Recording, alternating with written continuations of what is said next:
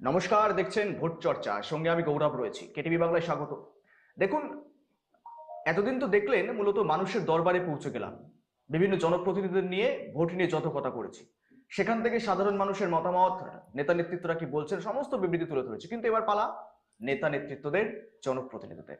তাদের কাছে পৌঁছে যাচ্ছি আমরা এই সেগমেন্টের মধ্য দিয়ে, এবং সেখান থেকেই কাটাছেঁড়া চুলচেরা বিশ্লেষণ এবং সেই চর্চা তো থাকবেই। এবং সেই মত অবস্থায় আমরা আজ পৌঁছে গিয়েছি গঙ্গারামপুর বিধানসভায়। গঙ্গারামপুর বিধানসভার উন্নয়ন অনুন্নয়ন কতদূর হলো, এবং সেখান থেকেই বিজেপি আগামীতে কোন ইস্যুকে হাতিয়ার করে পথে নামবে। নির্বাচন তো সামনেই, দিনক্ষণ আর কয়েকটা দিন মাত্র বাকি বলা যেতে পারে। আর সেখান থেকেই আমাদের সঙ্গে ইতিমধ্যে রয়েছেন গঙ্গারামপুর বিধানসভার বিধায়ক সত্যেন্দ্রনাথ রায় মহাশয়। সত্যেন্দ্রবাবু, স্বাগত আপনাকে কেটিভি বাংলায়। নমস্কার। সামনেই তো বিধানসভা নির্বাচন, 5টা বছর প্রায় ফুরিয়ে দিতে চললো। মূলত আপনার কাছে প্রথম প্রশ্ন, কোন কোন বিষয়গুলোকে নিয়ে মানুষের কাছে যাবেন, প্রত্যাশা কি রাখছেন? না, মানুষের কাছে যাব বলছি, আমরা তো বিরোধী দল পশ্চিমবাংলায়। বেশিরভাগ ক্ষেত্রে লক্ষ্য করে দেখেছি শাসক দল বিরোধী দলের কোনো উন্নয়ন করতে দেন না, বারবার বাধার সৃষ্টি করেন। সেক্ষেত্রের মধ্যেও আমরা যে সামান্য এমএলএরা আমাদের বিধায়ক উন্নয়ন ফান্ড থেকে টাকা পাই, সেটা বছরে ৭৪ লক্ষ টাকা। আগে 50 ছিল, তারপরে ৭৪ করা হয়েছে। 5 বছরে 3.5 কোটি টাকা পাই। এবং আমি আমার গঙ্গারামপুর বিধানসভায় আমার 10টা গ্রাম পঞ্চায়েত এবং মিউনিসিপ্যালিটিতে এই 3.5 কোটি টাকার কাজ আমি 100% সম্পূর্ণ করেছি। আমার কাজ সম্পূর্ণভাবে সম্পূর্ণ হয়েছে, আমার কোনো কাজ বাকি নেই। এবং এক্ষেত্রে আরো অন্যান্য কাজ যেগুলো শুরু করেছিলাম, সেগুলো অনেক বাধার সম্মুখীন হতে হয়েছে। অনেকগুলো হয়েছে, অনেকগুলো হয়নি। তারপরেও যেহেতু আমি এখন বিজেপি করি, বিজেপির এমএলএ, সেই জন্য দিল্লিতে গিয়ে আমার গঙ্গারামপুরে বহুদিনের একটা আকাঙ্ক্ষিত জায়গা ছিল মানুষের, সেটা হলো বাণগড়। বানেশ্বর রাজা তার রাজধানী বাণগড়, সেটা 78-79 সাল ধরে এটা উপেক্ষিত ছিল, কেউ লক্ষ্য করেনি। এবার দিল্লিতে গিয়ে যে কিষাণ রেড্ডি, যিনি পর্যটন মন্ত্রী ছিলেন সেই সময়, আমাদের মন্ত্রী সুকান্ত মজুমদার, আমাদের অপোজিশন লিডার শুভেন্দু অধিকারী, তাদের সাথে করে নিয়ে গিয়ে বাণগড়ের উন্নয়নের জন্য 40,75,00,000 টাকা স্যাংশন নিয়ে এসেছি। এই কারণেই যে বাণগড়টা যদি ভালো একটা পর্যটন কেন্দ্র হয়, তাহলে আমাদের উত্তর বাংলা শুধু না, এই বাণগড়ের জন্য আমি দেখেছি অস্ট্রেলিয়া, আমেরিকা, বিভিন্ন জায়গা থেকে তারা গুগলে দেখে বাণগড় দেখতে আসে, কিন্তু বাণগড় কিছু পায় না। বাণগড়ের ভিতরে ওটা যদি আমরা খোদাই করি, যদি দেখি, তাহলে অনেক কিছু পাওয়া যাবে। অনেক রাজার ইতিহাস, রাজার যে ফোর্ট বাণগড়, সেখানে আছে। প্রায় 1200-1250 একর জমি নিয়ে বাণগড়। ইতিমধ্যে কিছু জমি যেগুলো নিচে আছে, সেই জমিগুলো ওখানকার স্থানীয় মানুষ, ওরা বহুদিন ধরে দখল করে আছে। ওরা যখন দেখেছে জমির মালিক কেউ নেই, তখন ওরা দখল করেছে। শুধু কি সাধারণ মানুষ, নাকি নেতা নেতৃত্বদের হাত থাকলেও থাকতে পারে? নেতা নেতৃত্বের হাত তো আছেই, তাদের প্ররোচনায় করেছে। এগুলো দখল করে নাও, সরকারি জমি, কিছু হবে না। কিন্তু সে তো হয় না, আইন তো সরকারি জমি আর কাউকে দিতে পারে না। এটা হলো এএসআই জায়গা, আর্কিওলজি সার্ভে অফ ইন্ডিয়া, প্রত্নতাত্ত্বিক, তাদের জায়গা। তারা এই জায়গা কেউ নিতে পারে না। কিন্তু নেতা নেত্রীদের প্রচ্ছন্ন মদতে এটা বেশ কিছু মানুষ, তারা নিরীহ এবং সাধারণ, তারা ভুলবশত জায়গাগুলো নিচে দখল করেছে। তো আমি তাদের অনুরোধ করেছি, এখনো অনেকটা জায়গা বাণগড়ে, প্রায় 1000-এর বেশি একর জায়গা এখনো ফাঁকা পড়ে আছে, যেই জায়গাটা ফেন্সিং বাউন্ডারি করা হয়েছে। 2,20,00,000 টাকা ইতিমধ্যে পেয়েছি আমাদের কেন্দ্রীয় সরকার এসআই পক্ষ থেকে, এবং সেখানে ফেন্সিং বাউন্ডারি করা আছে। আমার এমএলএ লেট থেকে 44টা আলো, 4টা 4 ফেস লাইট এবং বাকি 1 ফেস লাইট, সেগুলো বসানো হয়েছে। গেট করা হয়েছে বাণগড়ে। বাণগড়টা এখন দেখতে আগের থেকে অনেক সুন্দর হয়েছে, এবং ভবিষ্যতে বাণগড়টার যদি একটা মিউজিয়াম করা হয়, যদি একটা ওখানে মিউজিয়াম হয় তার জন্য আবেদন করেছি। যদি বাণগড়টা মিউজিয়াম হয় তাহলে বাণগড়ের আশেপাশে বহু মন্দিরে বহু পুরনো যেগুলো প্রতিমা আছে, যেগুলো যদি আমরা উদ্ধার করতে পারি, এগুলো থানায় ওই হাজতের মধ্যে আছে বলতে গেলে, তারা রেখে দিয়েছে। মানে আপনার অনেক পরিকল্পনা রয়েছে বলা যেতে হ্যাঁ, পারে। এবং সেখানে আমি মনে করছি যে এখানে বেকার ছেলেমেয়েরা তারা কাজ পাবে, প্রত্যক্ষ পরোক্ষভাবে ব্যবসায়ীরা যারা তারা সেখানে উপকৃত হবে। অর্থাৎ বাণগড় করলে গঙ্গারামপুরের মানুষ, দক্ষিণ দিনাজপুর মানুষ প্রত্যক্ষ পরোক্ষভাবে উপকৃত হবে। বাণগড় শুধু বাণগড় না, বাণগড়ের সঙ্গে ধলদিঘি, কালদিঘি, বাণগড়ের সঙ্গে আমাদের বাণরাজার করদহ যুদ্ধ হয়েছিল। করদহ নয়, এটা করদাহ। সেখানে ভগবান শ্রীকৃষ্ণের সঙ্গে বাণরাজার যুদ্ধ হয়েছিল। অনেক সৈন্যের হাতগুলো শেষ ছিল, ভগবান কৃষ্ণ বলছে যে মারতে পারবে না, শিবের দয়ায় মহাদেবের দয়ায় ওরা বেঁচে আছে। মহাদেব বলছে যে না ভগবান তুমি এটা করো না, এরা মরবে না, এদের হাতগুলো কেটে নাও, তাহলে এরা যুদ্ধ করতে পারবে না। তো ভগবান শ্রীকৃষ্ণ তখন বাণমেরা ওই করদহের মাঠে যুদ্ধে পুনর্ভবা নদীর ধারে ওদের করগুলো সেখানে কেটে নেওয়া হলো। হাজার হাজার কর, কি হবে তখন ভগবানের নির্দেশে ওই করগুলো ওখানে দাহ করা হলো, সেই জন্য কর দাহ।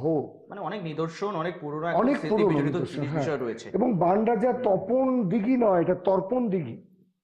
তর্পণ দিঘি, তর্পণ দিঘি।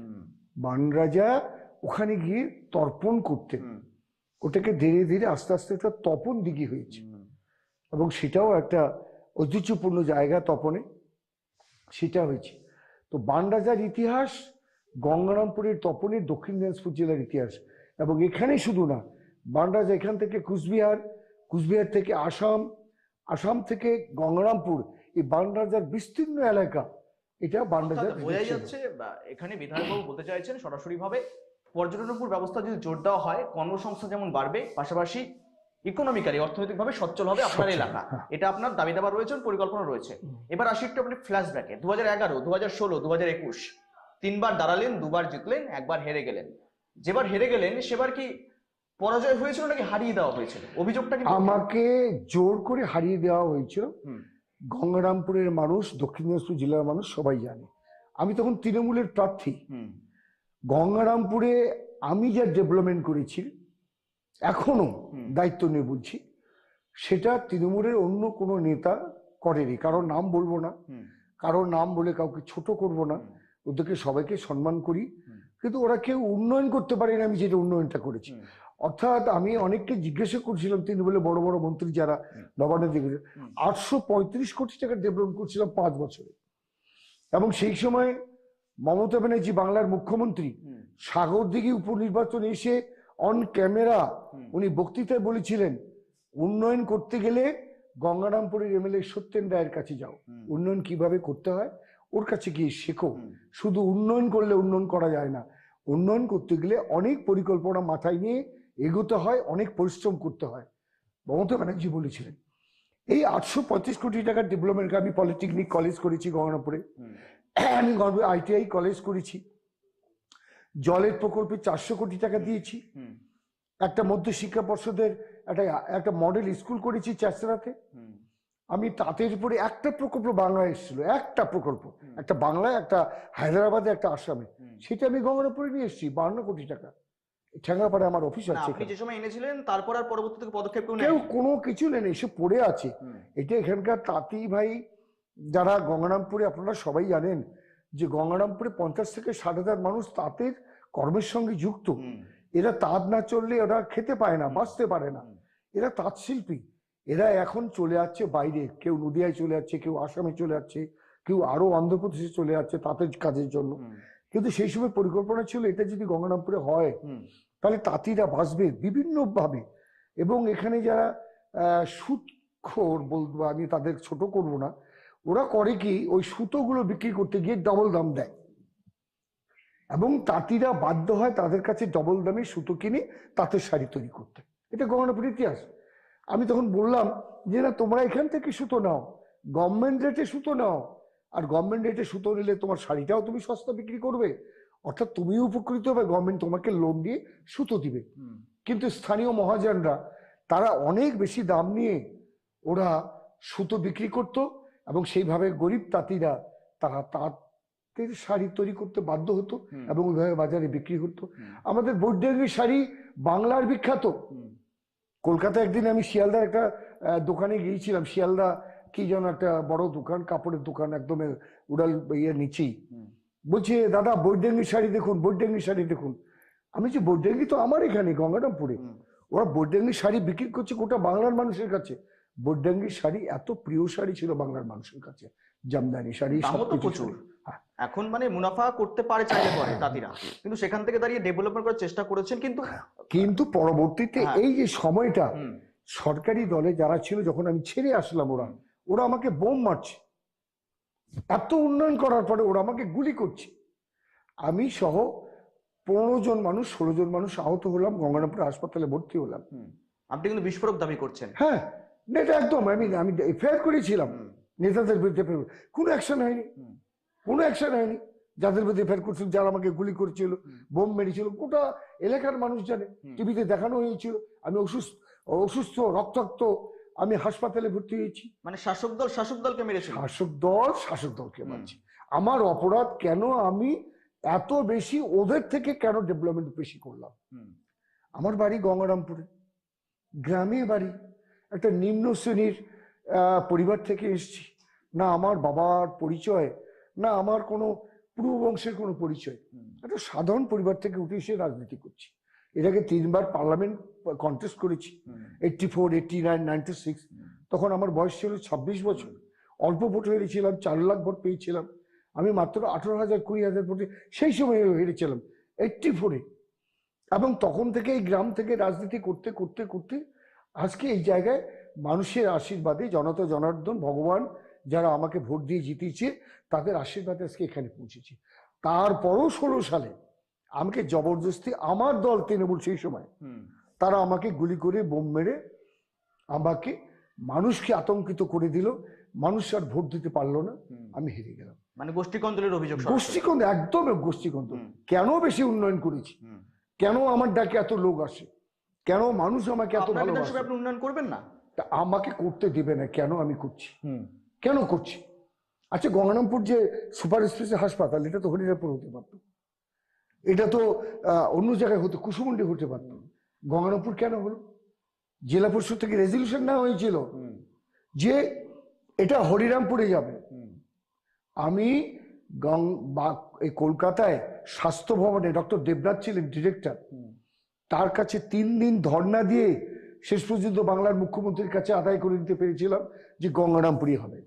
এই যে আপনারা দেখছেন গঙ্গারামপুরে হসপিটাল, এই যে সুপার হাসপাতাল, কিচ্ছু ছিল না। শুয়োর চড়তো, গরু চড়তো, মানুষ পায়খানা করতো, টয়লেট করতো, পেচ্ছাপ করতো, ওই জায়গায় কেউ হাঁটতে পারতো না। এখন কি মনে করছেন, মানে স্বাস্থ্য পরিষেবা পাচ্ছে মানুষ যেই বিল্ডিং হয়েছে? একদম না, সরকারের কোনো দৃষ্টি নেই, সরকারের কোনো দৃষ্টি নেই। আমি বলছি যে আমি গঙ্গারামপুরের এমএলএ, গঙ্গারামপুরের এই যে হসপিটালের উন্নয়ন দেখার জন্য যে কমিটি হয়, সেই কমিটির চেয়ারম্যান আমাকে করতে পারতো, বা একটা সাধারণ সদস্য করতে পারতো। তা সত্ত্বেও গঙ্গারামপুর হাসপাতালে আমি বারবার গিয়ে সুপার, অ্যাসিস্ট্যান্ট সুপারকে এবং তাদেরকে জিজ্ঞাসা করি, ডাক্তাররা 8 ঘন্টা ডিউটি করে তো? সরকারি নিয়ম হলো ডাক্তাররা 8 ঘন্টা ডিউটি করবে, তারপরে ওরা নার্সিং হোমে যাক, যেখানে যাক, আমার কোনো আপত্তি নেই। কিন্তু ডাক্তারবাবুরা ঠিক মতো করে ডিউটি করে না, অবহেলা। সরকারি দল কখনো ওদের দেখে না, কোনো কিছু খবর নেয় না। আজকে অপারেশন করতে গেলে রায়গঞ্জে যেতে হয়, একটা অ্যাক্সিডেন্ট হলো ডক্টর অনিন্দ সরকারের কাছে যেতে হয়, তার সঙ্গে ব্যক্তিগত পরিচয় আছে। আমি ফোন করি, ডাক্তার বাবু একটা পেশেন্ট পাঠালাম, এরকম অ্যাক্সিডেন্ট হয়েছে, একটু দেখবেন। আচ্ছা ঠিক আছে ঠিক আছে। উনি দেখেন আমাকে, আমি অস্বীকার করবো না, উনি দেখেন। একটা ভালো একটা ইয়ে নেই, অর্থোপেডিক ডক্টর নেই, একটা ভালো সার্জন নেই, ভালো ব্যবস্থা নেই, কিছু নেই। হাসপাতাল দাঁড়িয়ে আছে, কোনো ইনফ্রাস্ট্রাকচার নেই, কোনো পরিকাঠামো নেই। হাসপাতালটা আটতলা করে দিয়েছি। কিন্তু মন্ত্রী থেকে শুরু করে যারা বিধায়ক রয়েছেন তারা তো বলছেন যে উন্নয়ন চলছে, স্বাস্থ্য পরিষেবা মানুষ পাচ্ছে। স্বাস্থ্য সাথী কার্ড নিয়ে গেলে না নার্সিং হোম দেখে, না হসপিটাল দেখে। কারণ স্বাস্থ্য সাথীর কার্ডের পিছনে কোনো টাকাই স্বাস্থ্য সাথীর অনার যারা, তারা পায় না। এবং যখন পায় না, যদি নার্সিংহোমরা যে জবরদস্তি ভর্তি করে দিচ্ছি, তখন ওরা যদি টাকা ক্লেম করছে, স্বাস্থ্য ভবন থেকে বলছে তোমাদের লাইসেন্স ক্যান্সেল করে দেবো, তোমরা যদি বেশি বাড়াবাড়ি করো তোমাদের নার্সিং হোমের লাইসেন্স ক্যান্সেল করে দেবো। না, সরাসরি এটা তো আমরা দেখেছি, মুখ্যমন্ত্রী মমতা বন্দ্যোপাধ্যায় পর্যন্ত বলেছেন, স্বাস্থ্য দপ্তর থেকে বলেছেন, যদি স্বাস্থ্যসাথী কার্ড কোনো নার্সিংহোম অ্যাপ্লাই করতে অস্বীকার করে তাহলে পদক্ষেপ নেওয়া হচ্ছে। না না, পদক্ষেপ না, ওকে ওকে ক্যান্সেল করার পদক্ষেপ নেবে, পদক্ষেপ নয়। উনি কি করে ওকে ক্যান্সেল করবে? কারণ সরকারের বদনাম হবে, মানুষের উন্নয়ন মানুষের উপকার হোক না হোক সরকারের বদনাম হবে। এই কারণে তাকেই নার্সিং হোমের মালিকদের বা ওইখানে কোনো ডাক্তার যদি সেখানে পরিষেবায় যদি না থাকে, সেই ডাক্তার যদি করে সঙ্গে সঙ্গে পুরুলিয়া বা পশ্চিম মেদিনীপুর বা ঝাড়গ্রামে তাকে ট্রান্সফার করে দেবে, ভালো ডাক্তারকে ট্রান্সফার করবে, গঙ্গারামপুরে রাখবেই না তাকে। একটা তো এই অবস্থা। একটা তো সাজানো একটা বাগান তৈরি করেছিলেন, একটা বাগান কেবল সাজাচ্ছিলেন তৃণমূল থেকে, হঠাৎ করে গোষ্ঠী কন্দল সরে গেলেন, কিন্তু পলিটেকনিক কলেজ, এই তৃণমূল থেকে সরে আসার ঠিক কারণটা কি? কোনো ব্যবস্থা নেই? পলিটেকনিক কলেজ করেছিলাম এইটা কারণে যে আমার এলাকার গরিব ছেলে মেয়ে, মেধাবী, ট্যালেন্টেড, তার বাবা ভ্যান চালায়, তার বাবা রিক্সা চালায়, তার বাবা ছোট্ট মুদির দোকান, সেই ছেলেটা ভীষণ মেধাবী, ও পড়তে চায়, পলিটেকনিক ভালো মানুষ হতে চায়, করেছিলাম। সেই কলেজটা পড়ে আছে, জলপাইগুড়ি হওয়ার কথা, আমি গঙ্গারামপুরে নিয়ে এসেছি, গঙ্গারামপুরে তৃণমূল থেকে কোনো সরে দাঁড়ায় না না না, কেউ দেখলো না, তৃণমূল দেখলো না যে কেন পলিটেকনিক কলেজটা এখন পর্যন্ত ঢুকছে। Only one reason? হ্যাঁ, একদম জিরো। আচ্ছা, এই একটা কারণের জন্য একটা কারণে জিরো। কেন? সত্যেন রায় পলিটেকনিক কলেজ করেছে, আমি আমার ছেলের জন্য করিনি। আমার ছেলে হাই স্কুলে শিক্ষকতা করে, 2009 সালে সিপিএম এর রাজত্বে আমার ছেলে MA অনার্স BEd করে সেই সময় কর্দা হাই স্কুলে চাকরি করে, আমার মেয়েও চাকরি করে, জামাইও চাকরি করে, সবাই আমার ভাই বোন চাকরি পেয়েছে, সবাই সিপিএম আমলে। এরা কেউ বলতে পারবে না তৃণমূলের সময় চাকরি পেয়েছে। আচ্ছা, আমি তৃণমূল করছি বলে আমার আত্মীয় স্বজন চাকরি দিচ্ছি নয়, এরা সবাই 2009 সালে, 2008 সালে, 2010 সালে চাকরি পেয়েছে। কিন্তু তারপরও আমি কেন করছি এটাই তাদের। আমি একটা স্কুল করেছিলাম গঙ্গারামপুরে, এখনো আছে, BCWD-তে, আপনি জিজ্ঞেস করতে পারেন। বুলুচিক বারিক, আমি যখন BCWD চেয়ারম্যান ছিলাম তখন আমার কমিটির MLA ছিল, RSP করতো, এখন তৃণমূল করে, তৃণমূলের মন্ত্রীও বুলুচিক বারিক এখন পর্যন্ত আছে। কি চেয়েছিলাম? যে গঙ্গারামপুরে একটা ইংলিশ মিডিয়াম রেসিডেন্সিয়াল স্কুল হোক, হায়ার সেকেন্ডারি পর্যন্ত, তারপরে কলেজ হোক। এই করেছিলাম কি কারণে? ব্যাকওয়ার্ড ক্লাসের যারা SC ST OBC and others আমি 15% রেখেছিলাম। আদার্স মানে গরিব ব্রাহ্মণের ছেলে, সে তার ঘরের পুজো করে কোনো রকম করে তার ছেলেকে ইংলিশ মিডিয়াম স্কুলে পড়াতে পারে না, মাসে প্রায় 8,000-10,000 টাকা করে খরচ হয়। এই জন্য চেয়েছিলাম যদি কেন্দ্রীয় সরকার CSC বোর্ডে যদি একটা স্কুল যদি করে, রাজ্য সরকার যদি সেখানে অংশগ্রহণ করে, স্যাংশন করেছিলাম, ডক্টর রূপন বিশ্বাস মন্ত্রী ছিলেন, স্যাংশন করে 30 কোটি টাকা স্যাংশন করেছি। আমারই তৃণমূলের নেতা, সে দুইজনকে দিয়ে আমি রতনমালাতে জমি নিয়েছিলাম, ডিএম আমাকে জমি দিয়েছিলেন, সেই সময় তাপস চৌধুরী ডিএম ছিলেন, আমার জমি দিয়েছিলেন। আমারই নেতা তৃণমূলের, সে একজনকে দিয়ে কেস করলো। আপনারা জানেন হাইকোর্টে কেস করার 10 বছর টিকে যাবে, তার কোনো কিছু হিয়ারিং হবে না, কোনো কিছু হবে না। অর্থাৎ হাইকোর্টে কেস করে দিল যে ওটা আমার জমি, কিন্তু ভেস্টল্যান্ড, ওটা সরকারি জমি, করতে দিল না। আজকে যদি স্কুলটা হতো তাহলে আমার এখান থেকে যে ছেলেরা পাস করতো তারা ডাক্তার হতো, ইঞ্জিনিয়ার হতো, WBCS হতো, IAS হতো, IPS হতো। আচ্ছা বলুন তো, আমাদের ঘরের গরিব ঘরের ছেলেমেয়েরা যদি ইংলিশ যদি না পড়ে, তাহলে doctor, engineer, WBCS, IAS, IPS কি করে হবে? আমার চিন্তাধারা ছিল এইটা, যে এখান থেকে মানুষ তৈরি হয়ে পরবর্তী কলেজ করব, কলেজ করার পরে এখান থেকে লেখাপড়া শিখে আস্তে আস্তে ওরা IAS হোক, IPS হোক, ডাক্তার হোক, ইঞ্জিনিয়ার হোক, সায়েন্টিস্ট হোক, এখান থেকে হতে হবে। বাংলা মিডিয়ামে হবে না, এদেরকে ইংলিশ মিডিয়ামে পড়তে হবে। করতে দেয়নি এরা, তাহলে জোর করে আটকে দিয়েছে। অধরা স্বপ্নগুলো ভবিষ্যতে আপনি যদি প্রত্যাশা রাখেন, দলের থেকে যদি টিকিট পান, তাহলে এটাই আপনার দাবি দাবা থাকবে? আমার দাবি থাকবে এটা শুধু না, গঙ্গারামপুরে একটা গার্লস কলেজ দরকার। বহুদিন ধরে বলে এসছি, আমি ব্রাত্য বসুকে বলেছি, শিক্ষামন্ত্রীকে, ভাই আমার একটা গার্লস কলেজ করে দাও। আমার মেয়েরা এখান থেকে 50 কিলোমিটার দূরে বালুঘাট আর মালদা রায়গঞ্জ যায় পড়তে, 55 কিলোমিটার দূরে যায়। ভাই আমার এখানে একটা গার্লস কলেজ হলে আমার মেয়েরা এখানেই লেখাপড়া শিখবে, তুমি তার ব্যবস্থা করো। ব্রাত্য বসু শুনে নেই, আমি নিজে বলেছি, জিজ্ঞাসা করবেন পার্থ বসুকে, নিজে বলেছি, বারবার অনুরোধ করেছি, কোনো মতেই ওরা করবে না।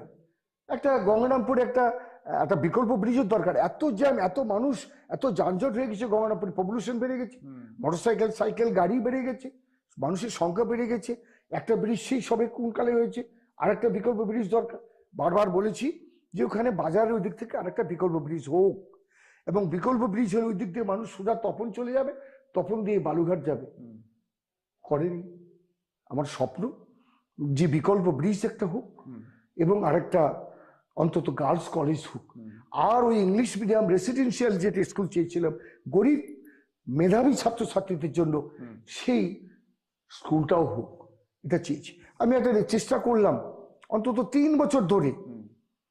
আমার ওখানে ফটকপাড়া নয়াবাজার, আর 79 বছর ধরে একটা ব্রিজ নেই। ওখানকার এলাকার মানুষরা, গরিব মানুষ, ওরা 25 টাকা টোটো ভাড়া দিয়ে গঙ্গারামপুরে আসে। ওরা যদি ফটকপাড়া থেকে সোজা নয়াবাজার আসে, তাহলে 5 টাকা দিয়ে গঙ্গারামপুর আসে। এত কষ্ট ওদের। আমি পিডব্লিউডিতে স্যাংশন করালাম, বিডিওকে দিয়ে দরখাস্ত করালাম, গঙ্গারামপুর বিডিও, তপন বিডিও, এটা ডিপিএলও, ডিএম রিকমেন্ডেশন করলাম। তখন বিজেন কৃষ্ণন, এখন উনি পশ্চিম মেদিনীপুরে আছে, তিনি রিকমেন্ডেশন করলেন। রিকমেন্ডেশন করার পরে কলকাতায় গেল, ওখানে পাস হলো, এখন পর্যন্ত অর্থ দপ্তরে পড়ে আছে। আমি অর্থমন্ত্রী চন্দ্রিমা ভট্টাচার্যকে জিজ্ঞাসা করবেন, সেদিন বলেছি, চন্দ্রিমা ভট্টাচার্যের ব্যক্তিগত পরিচয় আছে আমার বাড়িতে এসেছিলেন, এখানে এসেছিলেন।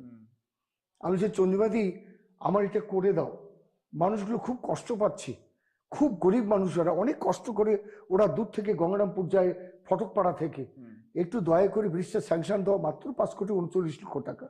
একটা স্টিল ব্রিজ হবে, লোহার ব্রিজ হবে, সেখান থেকে 6 ফুট টোটো যাবে, মোটরসাইকেল যাবে, আর মানুষগুলো যাওয়া আসা করবে। এখন পর্যন্ত স্যাংশন দিচ্ছে না। কেন? আমি চেষ্টা করেছি, এটা আমার অপরাধ।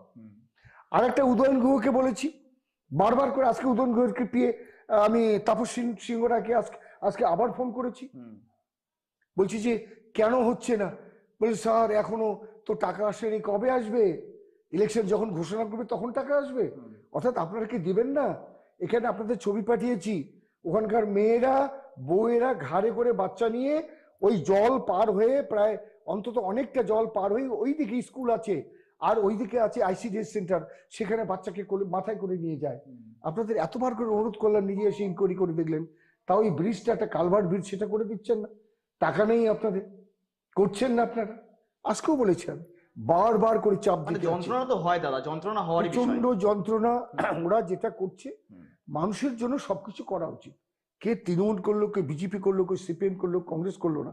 একটা যদি ব্রিজ হয় সবাই যাবে, একটা হাসপাতাল হলে সবাই চিকিৎসা করবে, একটা স্কুল হলে সবাই পড়বে। এখানে আমিও পড়বো, তুমিও পড়বে, রাম পড়বে, রহিম পড়বে, কোনো অসুবিধা নেই।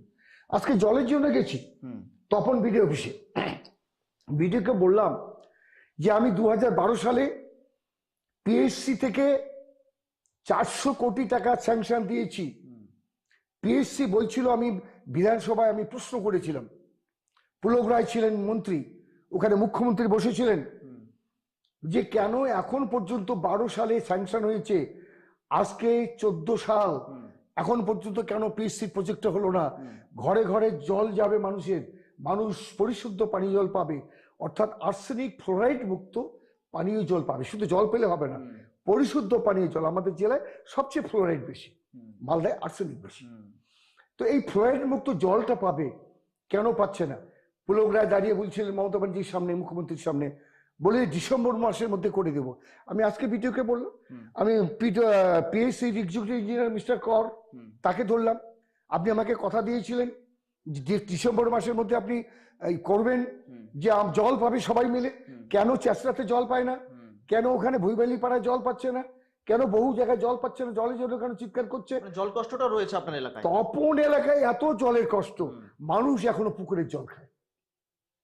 34 বছরের সিপিএম এর শাসন, 15 বছরের তৃণমূলের শাসন, মানুষ এখনো পুকুরের জল খায়। বাড়ি বাড়ি তো জল পৌঁছে যাচ্ছে না, প্রকল্প চলছে রাজ্য জুড়ে। কোনো প্রকল্প নেই, শুধু আওয়াজ আর গল্প, কিচ্ছু নেই। বলছি কেন্দ্র টাকা দেয় না, কেন্দ্র টাকা দেয় না। তোমরা হিসাব দাও না, অডিট করেছো? 60% টাকা কেন্দ্র দেবে, 40% টাকা রাজ্য দেবে, এটাই হলো সংবিধানের রেশিও। তোমরা 60-40 রেশিওতে তোমরা কাজ বলতে পারবেন, স্ট্যান্ডিং কমিটিতে রয়েছেন আপনি। হ্যাঁ, আমি বলি, আমি বলি, আমি বারবার করে বলি, হ্যাঁ। এগুলো নিয়ে আমি সোচ্চার কথা বলি, সবাই জানে, তৃণমূলের মন্ত্রীরা সবাই জানে আমি সোচ্চার বিধানসভায় বলি কেন হচ্ছে না এগুলো। এগুলো হওয়া উচিত, মানুষের জন্য হওয়া উচিত। বিজেপি বললো না, তৃণমূলের সবচেয়ে বড় প্রশ্ন না, বড় প্রশ্ন মানুষের জন্য কোনো উপকার হচ্ছে কিনা, উন্নয়ন হচ্ছে কিনা, সেটা হচ্ছে না, এবার কোনো কিছু করতে দিচ্ছে না। এবার তো 26-এর ভোট, 6-3, 3-3 রয়েছে। 6-3। হ্যাঁ, তো এবার কি প্রত্যাশা রাখছেন আপনারা? দক্ষিণ দিনাজপুর 6-6 জিতবো, একদম এতটাই আশাবাদী, কনফিডেন্স? এত বড় আশাবাদী। আমাদের দক্ষিণ দিনাজপুর জেলার 6টা বিধানসভায় আমাদের মুখ্যমন্ত্রী সেদিন খুব দুঃখজনক কথা বলছেন। জানেন, আমি যদি একটা শ্রেণীকে বলি, সেই শ্রেণীটা আপনাদের 12টা বাজিয়ে দেবে, কয়েক মিনিটের মধ্যে আপনাদের 12টা বাজিয়ে দিতে। মুখ্যমন্ত্রী মাননীয়, উনি কি করে অসাংবিধানিক বেআইনি কথা বলেন আমি কোনোদিন বুঝতে পারি না, কিন্তু উনি বলেছেন। কিন্তু আমার দক্ষিণ দিনাজপুর জেলায় প্রতিটি বিধানসভায় সংখ্যাগরিষ্ঠ হলো হিন্দুরা। দক্ষিণ দিনাজপুর জেলার হিন্দুরা সম্পূর্ণভাবে সচেতন, সবাই বুঝে গেছি।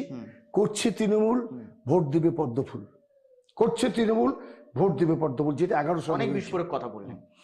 ওরা 11 সালে যেটা হয়েছে, সিপিএম কে হারিয়েছে, এবার তৃণমূলকে হারাবে। দায়িত্ব নিয়ে বললাম, আমি আমার রাজনৈতিক অভিজ্ঞতা থেকে বললাম। দেখুন, রাজনৈতিক ক্যারিয়ার বিষয়ে যদি দেখি আমরা, সত্যেন বাবু দীর্ঘ একদম মেয়াদী ঝুলিতে কিন্তু অনেক মূলত বলা যেতে পারে অভিজ্ঞতা রয়েছে, আর সেখান থেকে তারা বলছেন দক্ষিণ দিনাজপুর জেলায় তারা অনেকটাই আশাবাদী। আমরা একদম শেষের পথে, ছোট্ট করে একটু র্যাপিড ফায়ার খেলবো, আপনাকে অনেকগুলো কোশ্চেন করবো, এবার আপনার যদি মনে হয় আপনি উত্তর দেবেন, নাহলে এড়িয়ে যেতে পারেন। বলুন। আপনার বিরোধী দল হিসাবে, বিরোধী নেতা হিসাবে শুভেন্দু না সুকান্ত মজুমদার? আমার বিরোধী নেতা শুভেন্দু অধিকারী। শুভেন্দু অধিকারী। সঠিক সফল রাজ্য সভাপতি আপনাদের বিজেপির শ্রমিক ভট্টাচার্য না সুকান্ত মজুমদার? শ্রমিক ভট্টাচার্য। সংগঠনটা কি মজবুত করতে পেরেছেন এখনো পর্যন্ত? হ্যাঁ, সংগঠন হয়ে গেছে, যেটুকু করার সেটুকু হয়ে গেছে। মুখ্যমন্ত্রী মমতা বন্দ্যোপাধ্যায় নাকি বুদ্ধদেব ভট্টাচার্য? না না, মমতা ব্যানার্জি থেকে আমি বলবো তুলনামূলকভাবে অনেক ভালো বুদ্ধদেব ভট্টাচার্য। আচ্ছা, নরেন্দ্র মোদী না অটল বিহারী বাজপেয়ী? নরেন্দ্র মোদী ভালো মানুষ, কাজের মানুষ, বিচক্ষণ মানুষ। অটল বিহারী বাজপেয়ী অত্যন্ত বুদ্ধিমান মানুষ এবং কাজের মানুষ। তাদের কোনো দুজনের তুলনা হয় না, তুলনা করা যায় না। বেশ, অনেক ধন্যবাদ আপনাকে সময় দেওয়ার জন্য, সঙ্গে থাকার জন্য।